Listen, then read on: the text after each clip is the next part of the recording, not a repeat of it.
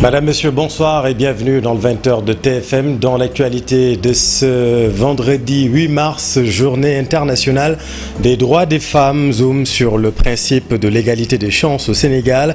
Quels sont les défis majeurs à relever? Investir en faveur des femmes, accélérer le rythme et le thème retenu par l'ONU. Nous ferons le point dans cette édition.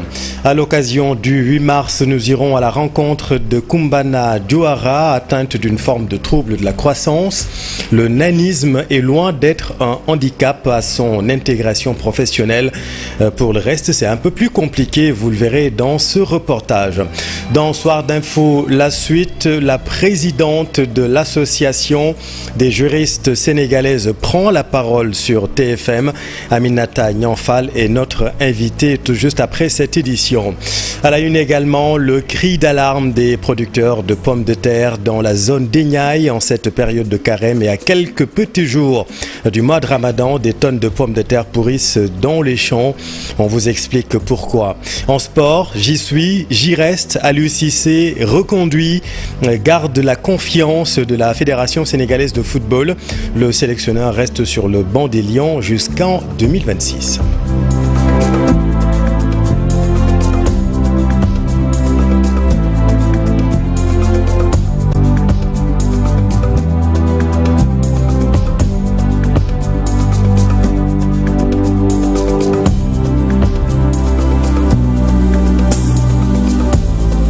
Mais d'abord, l'actualité politique. Mamadou Diop Decroix, candidat spolié à l'élection présidentielle, dit que l'élection présidentielle ne peut pas se tenir le 24 mars prochain. Les candidats spoliés vont attaquer les décrets fixant la date de l'élection présidentielle et convoquant le corps électoral pour violation de la loi constitutionnelle et la loi électorale. Le PDS, pour sa part, envisage d'attaquer les décrets 2024-690 et 2024-691 du 6 mars 2024 fixant la date des élections et convoquant le corps électoral en violation de l'article 31 de la Constitution et LO 137 du Code électoral en vigueur. L'article 31 dit que le scrutin pour l'élection présidentielle a lieu 45 jours francs au plus et 30 jours francs au moins avant la date d'expiration du mandat du président de la République en fonction. Le Code électoral, dans son article LO 137, précise par ailleurs que le décret de convocation des électeurs est pris au plus tard 80 jours avant la date du scrutin. De même, le Front démocratique pour une élection inclusive va attaquer dès lundi le décret de convocation du collège électoral et de tout autre décret concernant cette élection du 24 mars pour excès de pouvoir devant la Cour suprême. Nous y reviendrons. Dans le même temps, la plateforme Arsunu Élections exige la nomination d'une personnalité neutre pour organiser ce scrutin du 24 mars 2024. Arsunu Élections a tenu une conférence de presse cet après-midi. Nous y reviendrons. Égalité des chances et droits dans la société sénégalaise, respect de la loi sur la priorité absolue dans les instances de décision, dans les instances électives et semi-électives, des défis qui restent à relever au Sénégal. Les femmes portent le plaidoyer en cette journée dédiée à leurs droits. Il faut investir davantage sur les plateformes pour leur permettre justement d'être plus résilients. C'est ce que souhaite l'amicale des femmes du ministère du Travail. Elles ont célébré ce matin la journée commémorative des droits de la femme. À la Société de télédiffusion du Sénégal, les femmes sont invitées à s'armer de courage pour investir certains métiers. C'est un reportage de Al-Hassan Ba et Aliou Diagne. Reportage. Il est plus qu'important d'investir en faveur des femmes. Ainsi donc, l'amicale des femmes du ministère du Travail se retrouve parfaitement dans le thème choisi cette année pour commémorer la journée internationale des droits de la femme. En sachant que la femme est le pilier de la famille et par ricochet ou par extension de la communauté. Donc investir en faveur des femmes pour leur développement et leur autonomisation, c'est investir en faveur de la famille et investir dans la société de manière générale.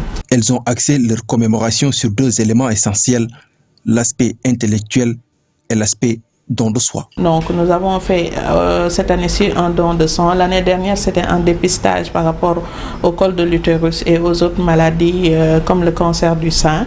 Donc nous avons continué également à investir de manière intellectuelle et à apporter une réflexion par rapport aux thèmes qui nous sont proposés et pouvoir faire des propositions et des résolutions pertinentes à l'endroit des autorités pour que des mesures soient prises pour corriger éventuellement ces discriminations ou autres dysfonctionnements qui pourraient entraver le développement économique des femmes. Les femmes de la Société anonyme de télédiffusion du Sénégal ont aussi célébré cette journée, un passage important pour elles, pour s'arrêter et évaluer les pas franchis, mais également voir ce qui reste. Sur le chemin du respect des droits des femmes, il y a beaucoup d'embûches, il y a beaucoup de résistance. Parfois, ce sont les pesanteurs socioculturelles, parfois c'est la société qui ne suit pas le rythme des lois. Et c'est pour moi l'occasion de me réjouir. Depuis au moins 2-3 ans, le Sénégal a réussi à faire voter la loi sur la nationalité qui permet aujourd'hui à une femme qui a un époux étranger de lui donner sa nationalité. Pour moi, c'est un pas important. Leur défi majeur, d'après la directrice générale, c'est de donner assez de courage aux femmes pour investir certains métiers, certains postes. Aujourd'hui, nous avons au moins 22 centres émetteurs dans les 14 régions et les 46 départements. Il faut que ces instances qui sont le pendant de TDS dans les régions, il faut aussi qu'on trouve des femmes.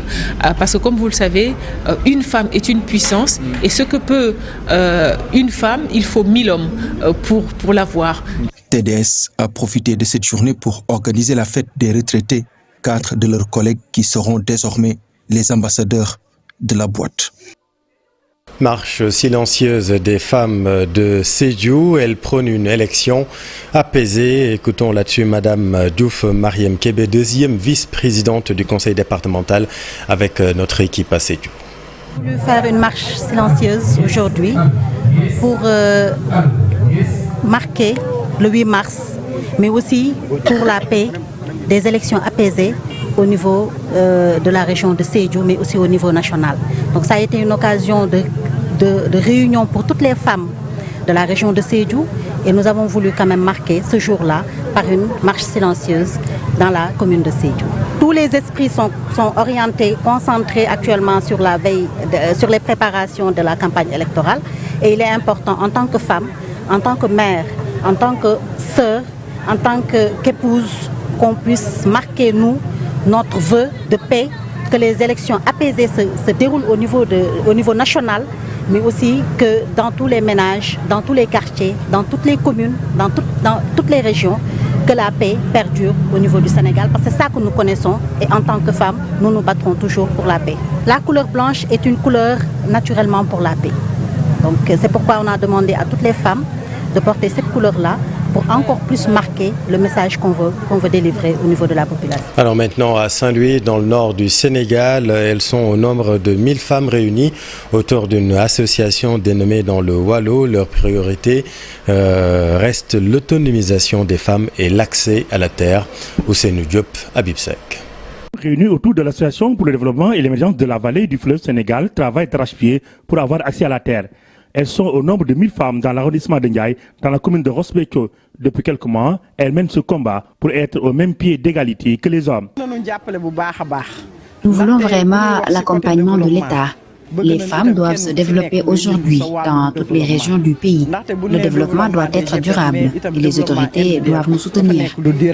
Pour cette journée du 8 mars, les femmes du Waalo veulent être autonomes dans tous les domaines. Elles ont fait un plaidoyer destiné aux autorités gouvernementales. Dans la zone de Ross Béthio, seuls les hommes ont bénéficié des terres qu'on distribue. C'est pourquoi aujourd'hui, nous avons besoin de ces terres pour produire plus. Les femmes veulent être autonomes et c'est possible. Pour accompagner les femmes du monde rural, l'ADEV a organisé cette journée de consultation gratuite destinée aux femmes du Waalo. Le but est d'accompagner les femmes du monde rural. Nous avons fait une bonne sensibilisation sur le dépistage du sein et du col de l'utérus. Nous avons organisé cette journée pour dépister les femmes du monde rural. Planification familiale gratuite, prise en charge ISTI. Avec cette journée dédiée aux droits des femmes, les productrices du Waalo souhaitent l'accompagnement de l'État pour faire face à la pauvreté. Dans le sud, en marge du 8 mars, journée internationale de la femme, le comité régional de solidarité des femmes pour la paix en Casamance a réuni ce vendredi à Boutoupa, Kamarakunda, plusieurs centaines de femmes, membres du réseau des fédérations, occasion saisie pour faire un point plaidoyer auprès des pouvoirs publics pour leur accès à la terre et contrôle. Mariama Mandeg avec notre équipe à Ziguinchor. Elles ont eu à faire ressortir certaines problématiques, notamment l'accès aux facteurs productifs comme l'accès des femmes à la terre. C'est une problématique aujourd'hui que beaucoup de femmes sont en train de vivre dans le monde rural. Et vous savez que quand on parle de la terre, beaucoup de choses, les femmes le font avec la terre, que ce soit avec le bloc maraîcher, mais aussi avec leur siège. Il y a beaucoup d'entre elles qui ont des sièges et qui leur permettent vraiment de se réunir et de faire leurs activités. Mais sans accès, sans la terre, les femmes ne peuvent pas jouir pleinement de leurs activités. Aujourd'hui, quand on parle de la terre, quand les femmes accèdent à la terre, c'est pour elles font des cultures où la moitié elles le vendent et l'autre moitié c'est pour nourrir leur famille. Elles sollicitent vraiment les autorités à les aider à ce que les femmes puissent accéder, mais aussi elles demandent aussi aux femmes d'aller vers les autorités, d'oser demander la terre pour faire leurs activités génératrices de revenus. Aujourd'hui, elles ont besoin d'unités de transformation, elles ont besoin des blocs maraîchers, elles ont besoin de beaucoup de choses, mais sans la terre, elles ne peuvent pas le réaliser. Donc, elles ont parlé de ça. Elles ont fait ressortir aussi l'éducation des jeunes filles. Et elles ont aussi parlé du besoin d'un renforcement de capacité. Aujourd'hui, beaucoup sont dans l'entrepreneuriat, mais le souci, elles ne savent pas qu'elles peuvent aujourd'hui vendre leurs produits en ligne. Donc, elles ont besoin de renforcement de capacité pour pouvoir aujourd'hui vendre, là où elles sont, même dans leur chambre, elles peuvent écouler leur production. Les femmes de Mbour, quant à elles, dénoncent le manque de financement, le manque de prise en charge sociale et de formation. Le président du conseil départemental s'est engagé. Voici Saliou Samba avec Ndaïmati Dieng et Mamadou Gueye. Du président Saliou Samba se sont réunis aujourd'hui devant chez moi pour magnifier cette journée qui leur est dédiée. Nous en profitons aussi pour leur octroyer un financement à hauteur de 100 millions de francs CFA. Aujourd'hui, il y a plus de 5000 femmes qui sont réunies ici devant chez moi et vous pouvez en témoigner. Nous avions prévu 5000 chaises, mais comme vous avez vu, il y a au moins plus de 1000 personnes qui sont debout. Parce qu'on n'a plus de chaises disponibles. Ça m'engage à redoubler d'efforts. La femme est le maillon fort de la famille. C'est le socle de la famille. Aider la femme, c'est aider le Sénégal à se développer. Aider nos terroirs à aller vers l'émergence. C'est aider aussi nos enfants à pouvoir être pris en charge dans les meilleures conditions. Donc nous, dans cette optique que nous a toujours tracé son excellence le président Macky Sall, la femme au cœur, les jeunes au cœur de sa politique, nous pouvons dire qu'on a déjà commencé notre campagne électorale. Parce que nous sommes sur le terrain depuis longtemps. Nous n'avons jamais quitté le terrain. Devant le présentoir qui est là, vous avez vu qu'il y a quand même des produits que nous présentons aujourd'hui. Ce sont mes femmes qui ont été formées et qui sont devenues des formatrices, qui forment mes groupements pour les produits de tous les jours. Femmes inspirantes, entrepreneurs, levier de développement, c'est autour de ce thème. Le premier forum Waokumba s'est tenu ce matin. Le but est de célébrer les femmes qui impactent l'économie du pays. Compte rendu d'Issa Prera Amadouba. Un engagement des femmes pour les femmes. Pour ce 8 mars, Ecolab veut célébrer les actions et réalisations des femmes qui impactent sur l'économie sénégalaise et ainsi les présenter comme des exemples à la jeune génération. Ce n'est pas plus une idée, ce n'est pas, comment dire, un forum comme on le fait habituellement, mais aujourd'hui c'est un engagement. C'est un engagement de toutes ces femmes qui sont autour de moi, c'est un engagement d'autres femmes qui ne sont pas là. Et c'est un engagement aujourd'hui, comme on le dit, de femmes qui sont inspirantes, aujourd'hui de femmes qui sont entrepreneurs et qui aujourd'hui, on le sait, sont vraiment, comme on l'appelle, un levier de développement pour ce pays-là. D'où ce concept de field. Wow Kumba, première édition, a su regrouper d'inspirantes femmes pour parler de ce qui va et de ce qui peut être amélioré. Mieux, cet engagement se veut une plateforme de discussion et de solutions pour faire des résolutions qui, demain, peuvent servir aux femmes. Vraiment magnifier ce concept, remercier Ecolab en partenariat avec IGFM pour ce concept Wakumba qui magnifie la femme. Nous ne fêtons pas, mais nous célébrons des réalisations aujourd'hui. Ces réalisations prennent en compte la femme qui est à Marsassoum dans un GIE, prennent en compte la femme qui est aussi mariée au niveau de Kaya, mais aussi la chef d'entreprise et la femme au foyer. Donc nous sommes contents de pouvoir faire l'introspection, le panorama des réalisations, mais aussi des insuffisances pour pouvoir définir des solutions adéquates et durant le prochain forum de Yakumba numéro 2, pouvoir parler de ces réalisations et tracer une feuille de route.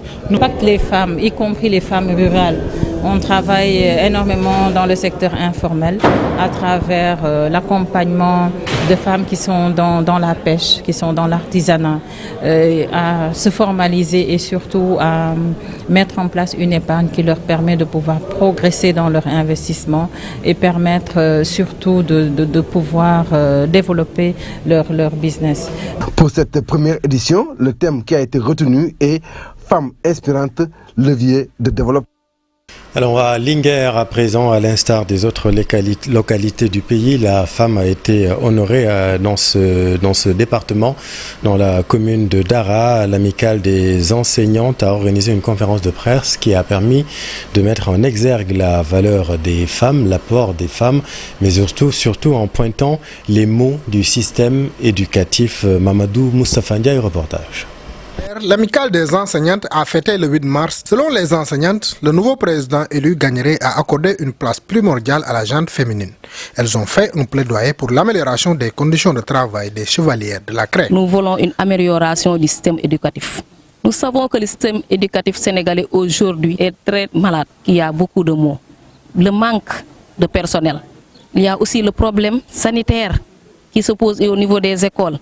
Quelquefois aussi, il y a le problème d'insécurité parce que les écoles n'ont plus de gardiens. L'eau aussi, nous sommes confrontés aussi à des coupures d'eau. Nous demandons qu'on nous construise des crèches pour pour la prise en charge de nos enfants et que la femme également puisse bénéficier de la caisse de sécurité sociale, même si le mari en bénéficie, et également augmenter la durée du congé de maternité. Venu présider la cérémonie, le représentant de l'inspecteur de l'éducation et de la formation a indiqué que dans le département de Linguère, la transhumance et les mariages précoces sont deux phénomènes qui freinent le maintien des filles à l'école. C'est une zone d'élevage et à la recherche de pâturage, les parents sont obligés de migrer avec les troupeaux et en même temps parfois ils amènent leurs enfants. Mais il y a d'autres activités qui entravent aussi l'éducation des filles, c'est les mariages précoces. Mais au niveau de l'éducation, nous avons pris les devants avec la SCOFI en faisant une sensibilisation continue et pérenne au niveau de toutes les localités. Les autorités éducatives ont salué l'engagement des femmes au niveau des établissements scolaires, ce qui a permis à l'IF de Linguère d'occuper la première place depuis 3 ans au CFE et à l'entrée en 6e. Merci Mamadou Moustapha. Dans l'actualité également, la formation en cours du nouveau gouvernement. La ministre de la Femme est Thérèse Faye Diouf en remplacement donc de Fatou Diané. Sambassi Fatou Diané et Lat Diop donc quittent le gouvernement. Sambassi, ex-ministre donc du Travail. Mankeur Ndiaye revient aux affaires étrangères. Et puis Mamadou Maktar Cissé est le ministre de l'Intérieur, le nouveau ministre de l'Intérieur. Et puis retenez également que Ismaël Madior Fall devient ministre de cabinet directeur de cabinet du président. Annette Seck Ndiaye, ministre du Travail. Moussa Baldé, ministre de l'Éducation nationale et de l'Enseignement supérieur. Cheikh Oumar Anne quitte le gouvernement également. Mamba Ignan reste au tourisme, garde également le portefeuille des sports. Aminata Angélique Manga, ministre auprès du ministère des Affaires étrangères. scolaire. Nous y reviendrons dans cette édition. Donc le fil rouge de l'actualité, la formation en cours du nouveau gouvernement. La ministre de la Femme est donc Thérèse Faye Diouf en remplacement de Fatou Diané. Restons avec la célébration de la journée des droits des femmes. Allons à la rencontre de Kumbana Douara, atteinte d'une forme de trouble de la croissance. Le nanisme est loin d'être un handicap à son intégration professionnelle surtout, mais pour le reste, vous allez le voir, c'est un peu plus compliqué. Reportage Yaï Kumba Ndiaye et Diafaraba. Kumbuna Douara, plus connue sous le nom de Kumbis, est atteinte de l'achondroplasie, la forme la plus fréquente du nanisme. Mesurant 1,20 m, elle vit avec sa famille à Guédiawaye, à la cité des enseignants.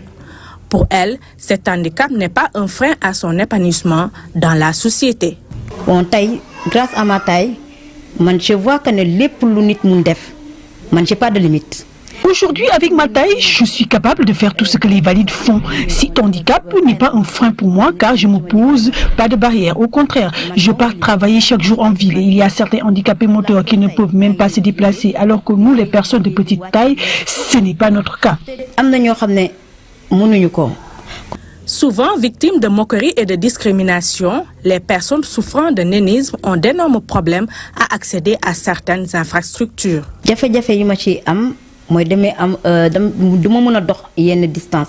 J'ai souvent du mal à faire les grandes distances à pied parce que ça me donne des douleurs au niveau des os et le plus souvent, nous souffrons de complications médicales sévères. Mais les plus grandes difficultés auxquelles nous sommes confrontés sont l'accès aux infrastructures. Par exemple, quand je me rends à la banque, j'ai du mal à retirer de l'argent. Je suis obligé de donner à un inconnu ma carte GAB et mon code secret, ce qui est inadmissible. C'est la même chose avec les moyens de transport dans les hôtels, entre autres. Imagine-toi le risque que Secrétaire de formation, Kumbis est la première personne de petite taille à intégrer la fonction publique. Et ses collègues l'ont vraiment mise à l'aise.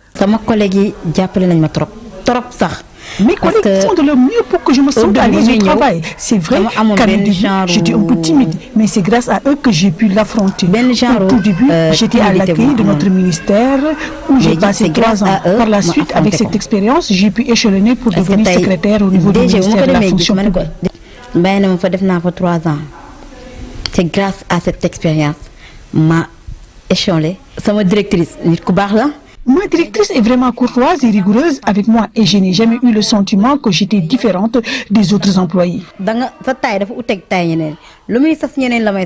À travers ses apparitions dans les médias, Kumbuna souhaite faire entendre sa voix pour changer les mentalités et aussi pour que les défis auxquels elles sont confrontées soient pris en compte dans la politique d'inclusion sociale.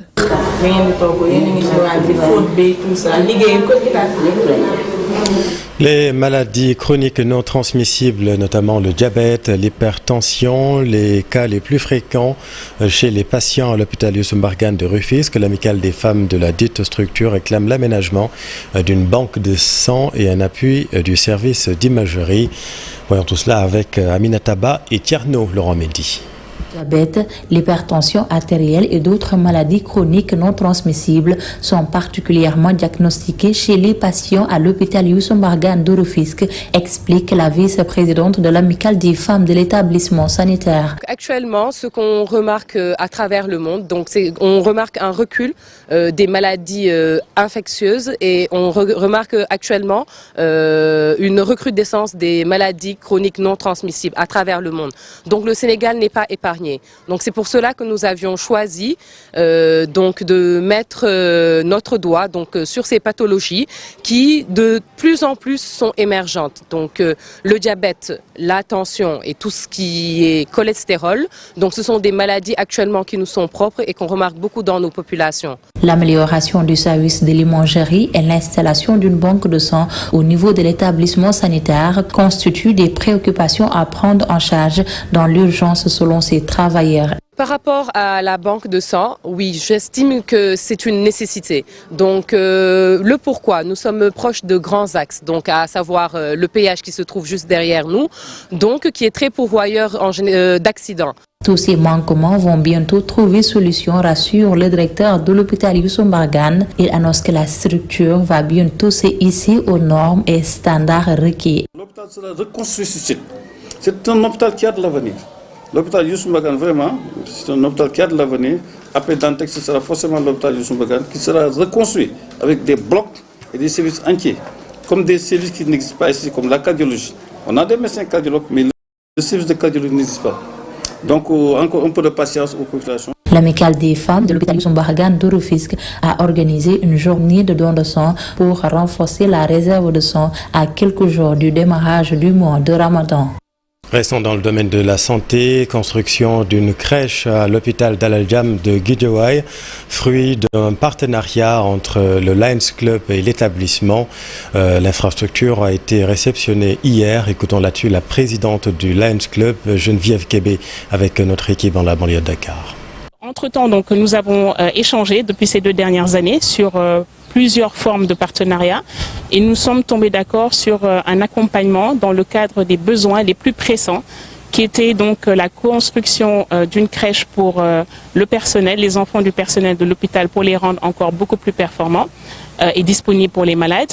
La construction d'un centre d'hébergement pour les accompagnants de malades parce qu'on s'est rendu compte que beaucoup de parents restaient dans les couloirs ou avaient des difficultés à trouver où se loger.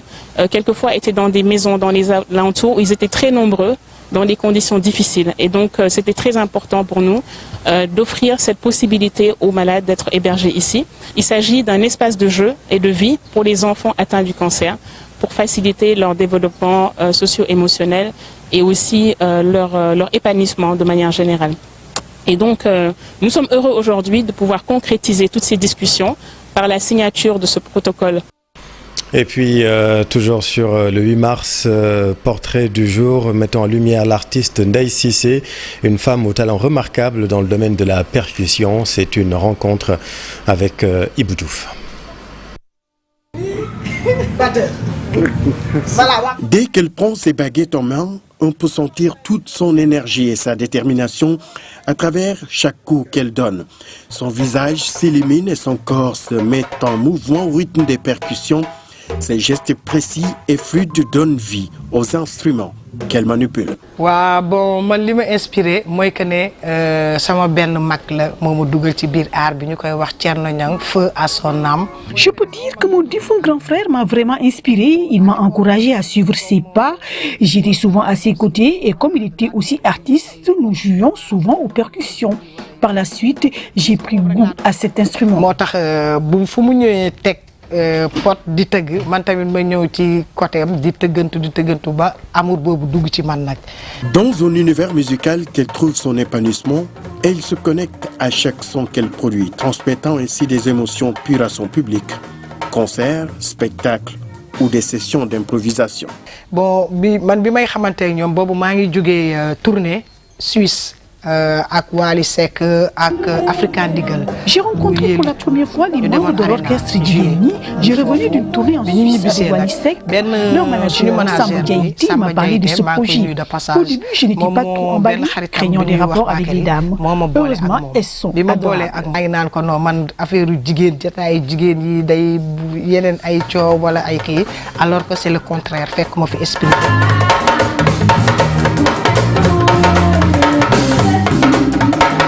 Par sa présence sur scène, Ndeye Cissé démontre avec passion que les femmes peuvent prendre leur place et exceller dans tous les domaines artistiques. 8 mars bi moom maa ngi ciy sargal bu baax di delloo njukkal sama nawle jigéen yi artistes yi ak sama famille d'abord sama yaay. Je profite de la journée du 8 mars pour rendre hommage aux femmes, en particulier à ma mère. J'ai saisi cette occasion pour encourager les femmes à persévérer dans leur art. Son parcours est marqué par de nombreuses collaborations avec d'autres musiciens talentueux et elle ne cesse de repousser ses limites en explorant de nouvelles sonorités et en expérimentant différentes techniques.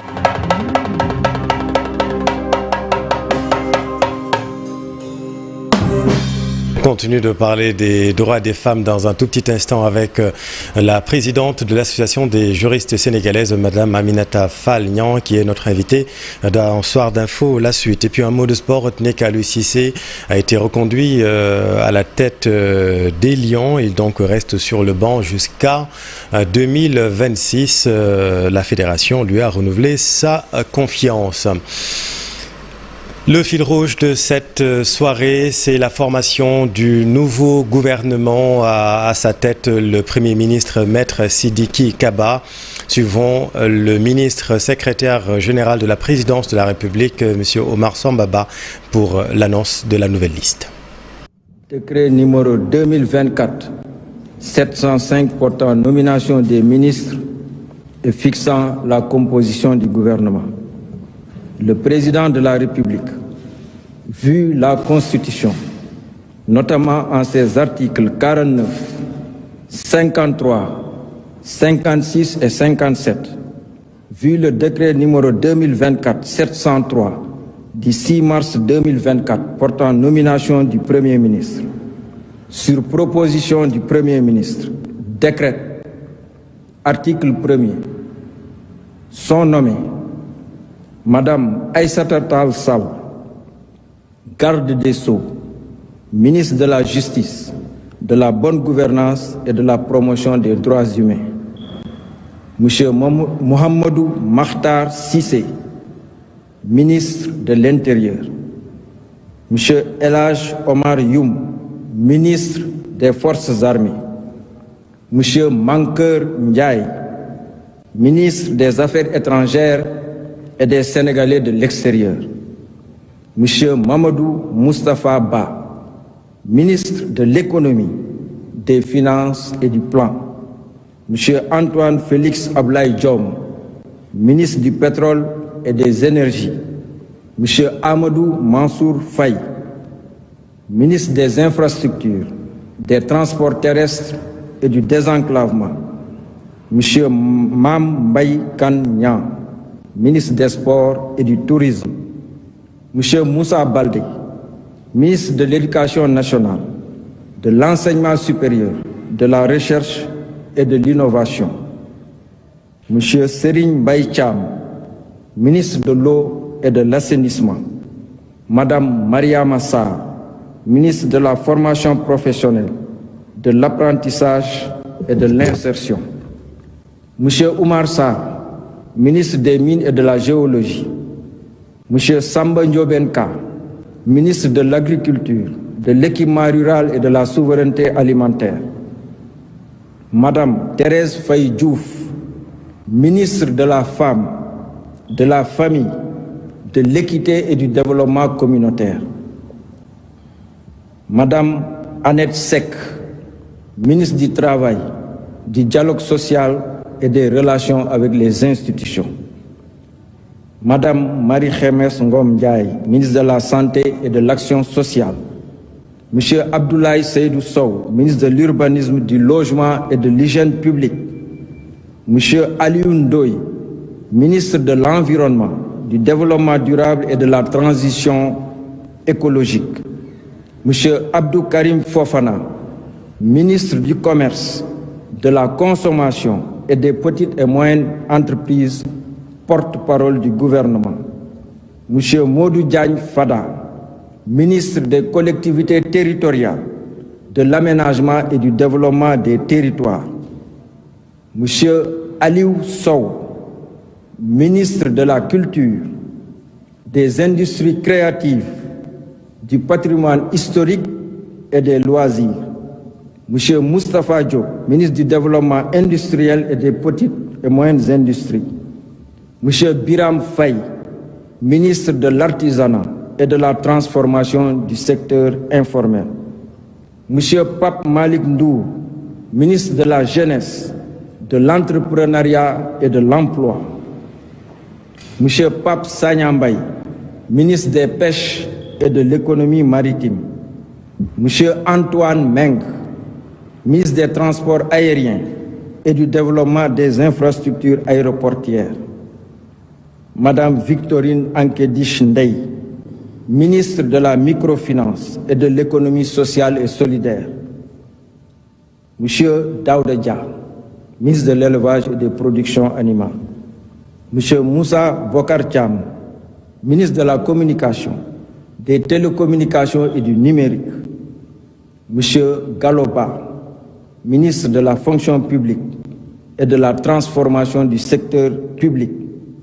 Monsieur Pape Amadou Ndiaye, ministre auprès du ministre des Infrastructures, des Transports terrestres et du désenclavement chargé du développement des chemins de fer. Monsieur Mamadou Saliou Sow, ministre auprès du ministre de l'Intérieur, chargé de la sécurité de proximité et de la protection civile. Monsieur Issa Diop, ministre auprès du ministre de l'eau et de l'assainissement, chargé de la prévention et de la gestion des inondations. Madame Aminata Angélique Manga, ministre auprès du ministre des Affaires étrangères et des Sénégalais de l'extérieur, chargé des Sénégalais de l'extérieur. Article 2. Le présent décret sera publié au journal officiel de la République du Sénégal. Fait à Dakar le 8 mars 2024 par le président de la République Macky Sall, le Premier ministre Sidiki Kaba. Voilà, c'était là la publication donc de la liste du nouveau gouvernement sous la férule du Premier ministre Maître Sidiki Kaba. On peut retenir la sortie de Sambassi, ministre du Travail, de Fatou Diané, mais aussi de Lat Diop, éphémère ministre des Sports finalement, et puis Mankeur Ndiaye qui revient à la chancellerie aux affaires étrangères, Thérèse Faye Diouf qui devient ministre de la femme en remplacement de Fatou Diané, et puis Mamadou Makhtar Cissé qui devient donc le ministre de l'Intérieur, et puis retenez également qu'Ismaël Madior Fall devient ministre directeur de cabinet du président de la République, Annette Seck Ndiaye ministre du Travail, Moussa Baldé ministre de l'Éducation nationale et de l'Enseignement supérieur qui prend donc le portefeuille de Cheikh Oumar Anne, et puis Mame Mbaye Niang ministre du Tourisme et des Sports qui prend donc le portefeuille de Lat Diop, Aminata Angélique Manga, ministre auprès du ministre des Affaires étrangères, et que, retenez, toutes les passations de services se feront dès lundi. Voilà ce que nous pouvons retenir. Nous allons naturellement revenir sur cette information tout à l'heure dans votre rendez-vous Giancarlo. C'est la fin de cette édition. Merci infiniment de l'avoir suivi. Retrouvez toutes ces infos sur notre site igfm.sn. Je vous retrouve dans un tout petit instant pour continuer de parler de la Journée internationale des droits des femmes avec la présidente de l'Association des juristes sénégalaises, Madame Aminata Fall Niang. À tout de suite.